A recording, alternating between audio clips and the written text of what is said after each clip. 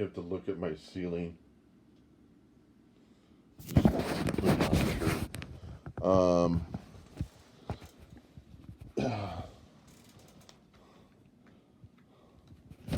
You're such a nice little camera. I like you.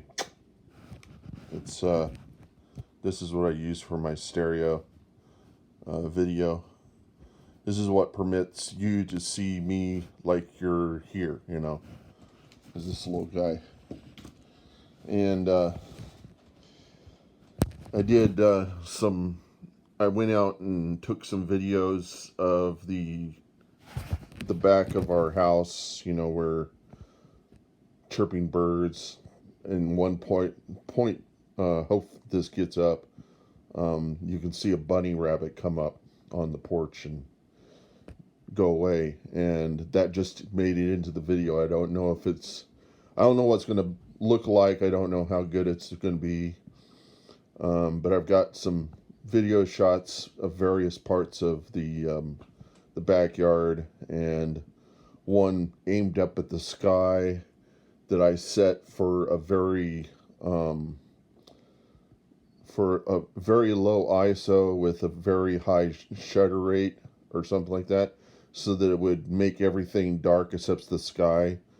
You probably know that you can get the land and not the sky, or you can get the sky and not the land. The land will end up being dark because the sky is so much brighter than the land is, and that's the reason why you take a picture. The sky is always washed out. It's so much brighter than the land. It's your brain that figures out how to make the sky and the land look the same, equal brightness. It's your brain that does that. That fixes the image. You can't. A camera isn't that smart. A camera's not going to be able to adjust for different brightness levels, and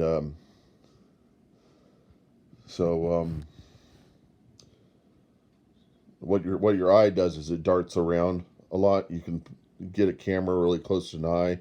It isn't still. It's always darting. It's always shaking, and what it's doing is it's moving the center of your vision, which is much finer. It's moving that center of vintage all around the picture, and it's trying to make a picture that looks very detailed. And when you look around, you have a feeling for everything that's there, the detail and all of that. But the reality is that your actual vision only picks up some of it as being highly detailed. Your brain fills in what's missing.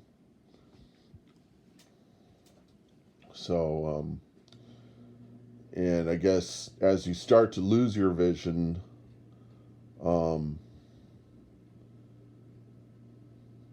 I don't know how that, I don't know how that will come to be. I know it eventually happened to me because I'm diabetic, and it supposedly happens to a lot of diabetic people that they start to lose their vision. And kind of wondering what I'd be able to do without my vision. Anyhow, I've got some more videos, VR videos that I'm uploading right now, and I'm then going to try to get the stuff that I made yesterday converted and then upload that as well.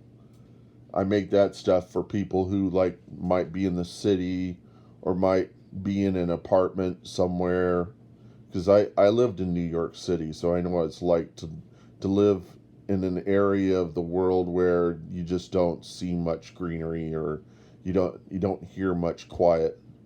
And I'm just kind of giving that as an option to people to experience a quiet setting, even if where they live is not so quiet.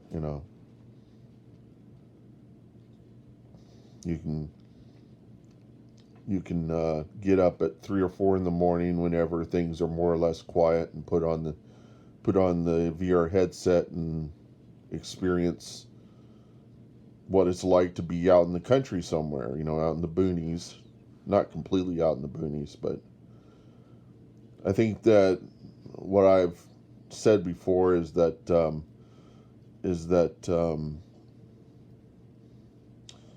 uh, what is it? The killer app of VR is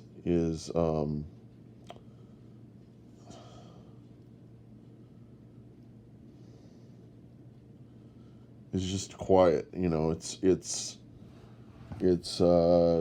oh, what do you call it?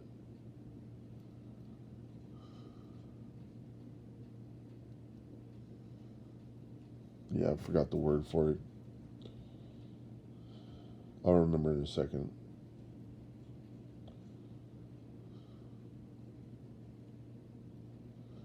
You know, whenever you're trying to remember something and you know it's there and you can get it, but you know if you stop thinking about it, then you'll be able to remember what it was. Um,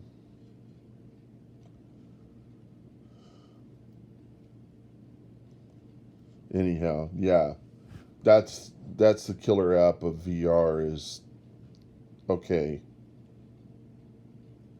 It's the environment. It's the environments that you get put in, and the tranquil, just being able to be, you know, in an immersed environment. Um,